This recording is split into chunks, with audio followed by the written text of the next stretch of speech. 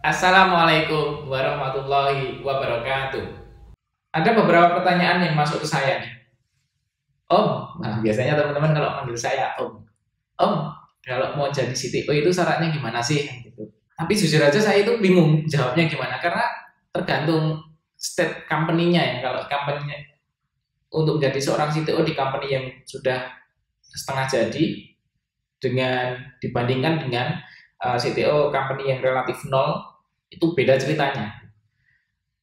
Kalau kita berkaca pada sebuah perusahaan yang besar dengan tim yang gede dengan teknologi yang canggih, saya khawatir teman-teman akan bingung membayangkan hal-hal yang belum pernah didengar sebelumnya gitu. Maka pada sesi ini kita akan bahas seandainya Anda sendiri menjadi CTO dalam perusahaan Anda sendiri. Gimana ceritanya? Yuk kita simak ulasannya lebih detail.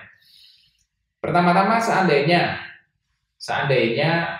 kawan-kawan semua memiliki produk digital yang hasil idenya itu dari Anda sendiri, maka 100% kepemilikan produk digital itu milik kawan-kawan sendiri. Misalnya saya mau buat sebuah produk yang sebelumnya belum pernah ada di market, maka saat itu juga ide itu 100% punya saya. Nah, let's say kemudian dikembangkan gitu. Oke, saya yakin ini akan solving the problem dan akan jadi big, visinya jauh gitu. Cuman masalahnya adalah pada satu titik saya nggak mungkin mengerjakan itu semuanya sendirian. Gila apa sendirian? Katakanlah kalau masalah coding, masalah IT, oke saya paham bidang itu. Codingnya gimana, arsitektur infrastrukturnya bagaimana, saya paham. Tapi bagian finansial, bagian marketing, bagian branding, itu di luar bidang saya. Maka pada satu titik ini kita butuh partner. Kita ajak nih kawan-kawan yang punya visi yang sama, bisa menerima produk yang mau kita bangun. Ya, masalahnya kita belum bisa gaji ke dia. Terus gimana solusinya? Kalau belum bisa gaji, kita tawarkan hak kepemilikan. Jadi yang tadi awalnya 100% punya saya, kita bagi nih 20% punyamu dan 80% punya saya. Oke, kalau deal, oke kita jalan bareng dengan demikian. Tapi janjinya ini ya, belum belum bisa gaji dulu. Nanti kalau udah state-nya sampai saat titik tertentu baru kita gajian. Nah, berikutnya jalan kan, kita kembangin produknya. Beberapa teman-teman yang membangun produk digital tergesa-gesa terburu-buru itu biasanya setelah punya ide kemudian langsung ngoding setelah itu ngoding aja nggak jadi-jadi gitu, karena mau ngerilis wah belum sempurna, mau ngerilis oh belum sempurna, begitu dirilis dianggap sempurna nih, dirilis ke market boom, apa yang terjadi, nggak ada yang download, ternyata susah jual produk itu. Nah ada rahasianya teman-teman, sebenarnya nggak perlu nunggu produk jadi 100%, separuh jalannya aja, yang penting segera aja dirilis. Nah tapi sebelumnya kita harus pastikan nih produk solusi yang kita tawarkan itu sesuai dengan kebutuhan market kita. Caranya gimana? Kita punya satu mekanisme yang namanya validasi market.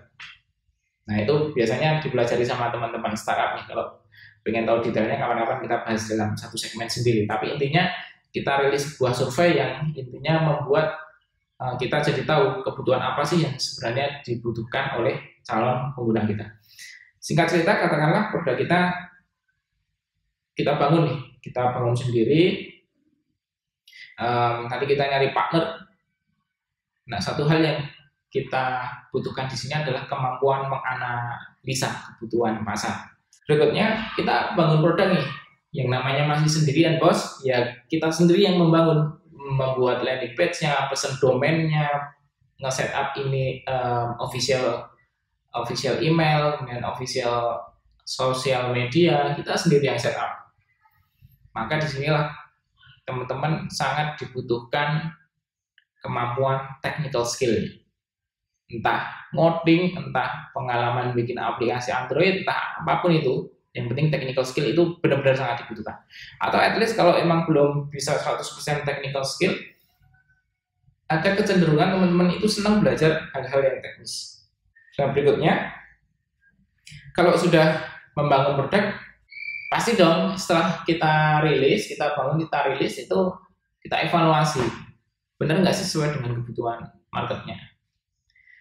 Katakanlah tadi kita awalnya kita bangun dengan 10 fitur, ternyata setelah dirilis yang sering dipakai cuma 3 fitur aja. Gitu. Gimana cara taunya? Gitu. Ada toolsnya di Google Analytics itu ada toolsnya. Kapan-kapan kita bisa bedah ini juga. Gimana cara membuat funneling di sana gitu. Supaya tahu dari 10 fitur itu fitur mana yang paling sering digunakan. Ternyata ada cara. Nah, singkat cerita, kita sangat butuh mengevaluasi data apapun yang sudah kita lempar ke market.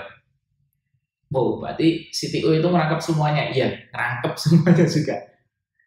Dengan catatan, ini company perusahaan Anda yang baru Anda mulai dari nol. Dievaluasi, dianalisis, kemudian, nah inilah kemampuan Anda untuk menganalisis dan mengambil keputusan. Itu sangat dipertaruhkan.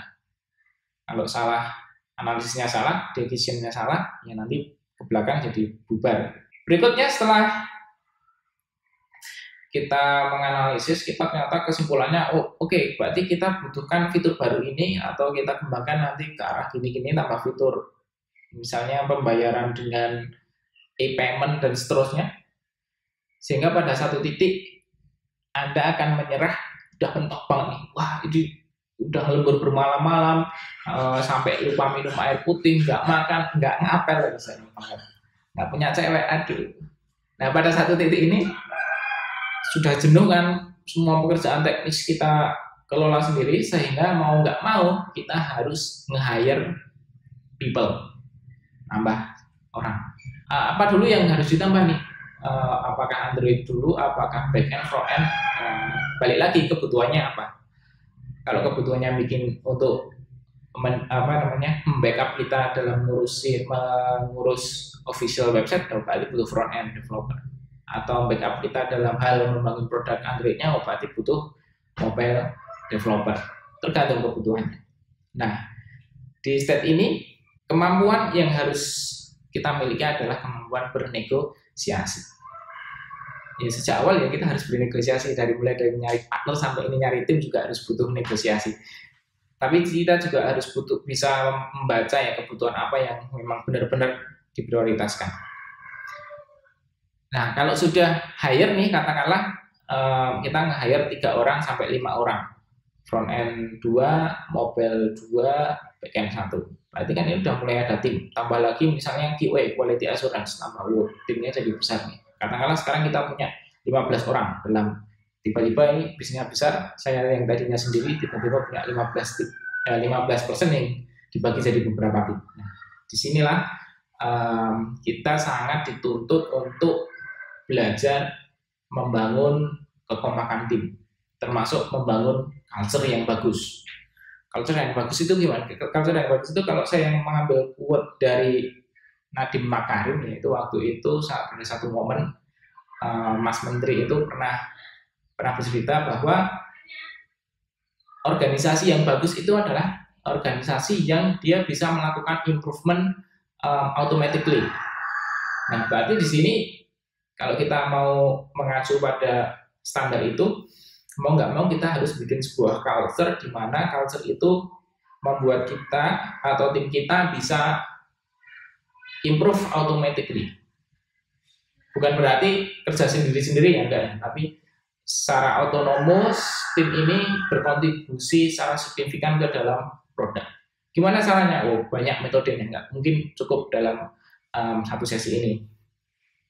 Next, berikutnya di sini yang sangat dibutuhkan adalah kemampuan leadershipnya teman-teman.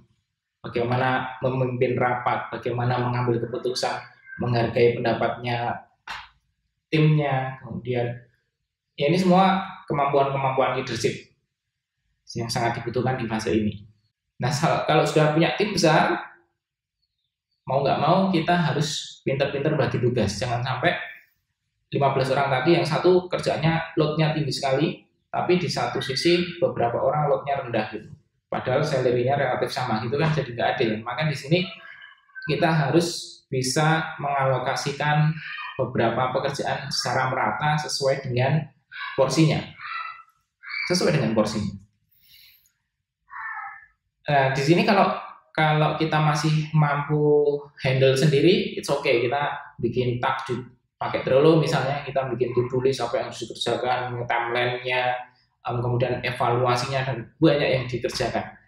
Kalau kita sudah nggak mampu nih mentok secara individu karena kita harus meeting dengan owner yang lain, dengan founder yang lain, dengan lintas divisi, maka pada stage ini kita membutuhkan satu backup yang perannya biasanya disebut dengan product manager. Nah, maka hiring lagi, hiring people lagi. Begitu seterusnya, seiring berkembangnya perusahaan, produk, maka kita juga akan berkembang dengan sendirinya.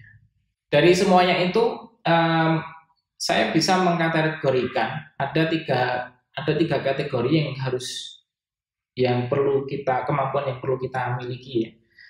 Saya bisa biasanya menyebut dengan strategical team, kemudian operational team, dan yang paling atas itu vision.